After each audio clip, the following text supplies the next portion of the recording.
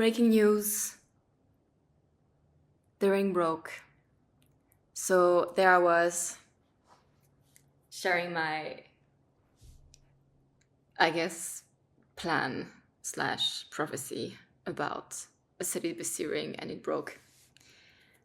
I guess I just have to fix it, but sometimes I tend to think that jewelries that break are just not supposed to remain, or sometimes you have to let them rest somewhere because they carry energies, and if the object breaks, probably it means that the energy was just not supposed to be there at that precise moment, or not yet, or I have 1,000 stories about the jewelry that broke or that got lost or that were found again in such specific moments of my life that for me this somehow makes sense. But anyway, today I'm back because I want to talk a little bit about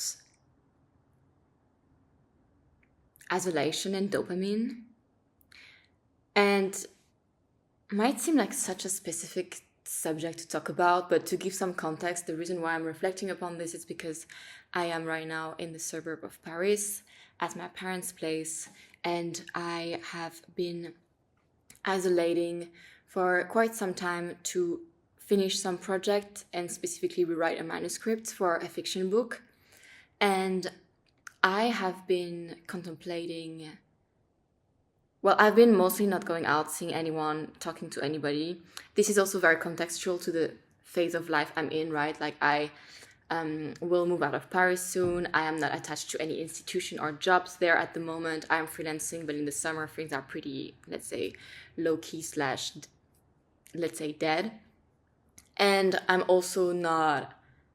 mostly finishing projects, not creating new ones. And I'm also not actively, for now, pursuing anything specific because I'm just waiting to move to Berlin and just settle first. So anyway, all of this goes to say that I am in this kind of retreat mood, which is extremely privileged. And I'm really thankful that I can even get a chance to do that, get a chance to stay somewhere, get a chance to have some time to finish this manuscript, etc., etc. But there's been something interesting that happened to me, which I guess probably happens to way more people on a daily basis, but for me, it had been a while that I haven't had the momentum like this, is that when you're not actively taking part in any specific project slash collective slash relationship dynamic slash hunt, whether it's for a job or a new thing or a new thrill or even just some party, like you're just not searching for anything. You're just trying to finish something and you're trying to think about things. It's very still. It's very silent. It's very... I cannot really even put to words what it feels like, but it's... A part of me is it's like being retired or dead. I don't know. Because it's of course, people are checking on you here and there. They know you're here, okay? They know you're going to be there somewhere soon, so you have a chance to catch up, whatever. But those moments in life where you are, either it's a few days or a few weeks or, unfortunately, perhaps sometimes even months, you're just retrieving because perhaps you need to finish something or you need to heal or you need to disconnect, right? Those moments, and I'm, only experiencing this now for a week or so, but I can only assume that those moments are haunting, but in a very, very positive way. And I want to share a little bit, because unfortunately I cannot even drag this momentum for that long. I need to leave soon to somewhere else, but I wonder how long one can push this through and what can be found through it. And it really makes me realize that if I can afford to, I will try to indulge in those kind of things more often in the future. Not because it's pleasurable, but because it evokes fears in you that are extremely interesting. And I'm going to mention some of those fears because that's what caught my attention in those last days. I think first, the feeling of disappearing, that you are actually not on the radar of things. And to some people that might be reassuring, to some people that might be haunting. For me, I was contemplating, okay, like, hey, do I even exist? Like, do I even help anyone with anything? Like, is my presence even of quality? Like, first realization. Second realization, what do I actually need then to be content? How long can I go silent with myself? What are this is more related to like sitting with yourself, right? Because I also caught myself really easily wanting to be, let's say, seen or validated, but like there was just nothing to really do about this, right? Because I was not entertaining anything or anyone, or I was just not meeting anybody either. So I was just like, oh, okay, so where would I seek this validation if not outside, right? Like how can I search for that within? And that sounds very like self-coach, self-help, but it's just one of the things that came to my mind. And then another one was like, what kind of easy dopamine trick do I put myself in those moments?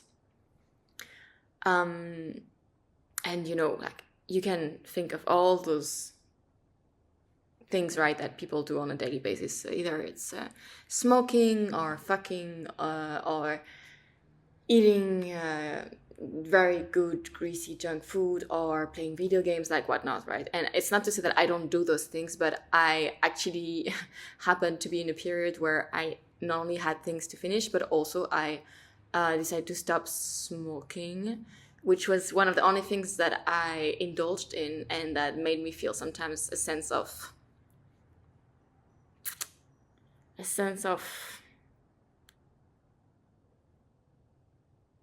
don't know, a treat. I don't know how to explain it. And I know smoking is terrible for you, but it was just this thing that I was just like, yeah, I deserve this ciggy break, And this week I've been trying not to, and yeah, I mean, I'm not saying here I'm doing like Vipassana retreats, I'm not saying I went to fucking walk Saint-Jacques-de-Compostelle.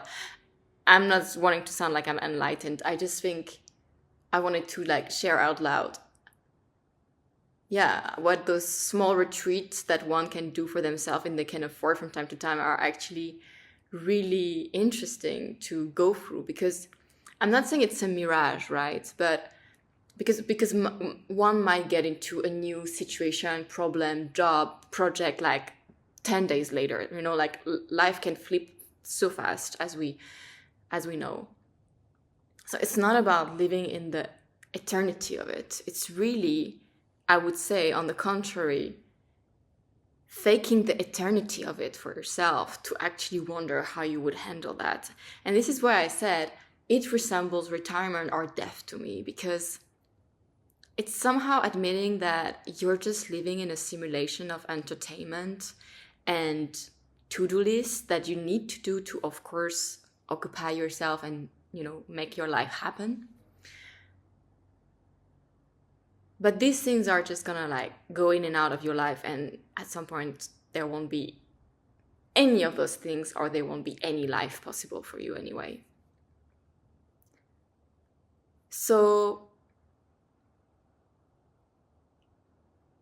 yeah, I found it to be a quite interesting thing to do, and I really believe and hope that people who have the chance and the opportunity to be able to do that really take it. It's also very good for, I guess, cleansing a little bit your creative canals, like finishing things. Like that's also what I'm trying to do right now. And this is the 5th time that I'm editing this manuscript, and I just literally cannot see it anymore. And even now when I read it, I still do not fully vibe with every part of it. And I'm just like,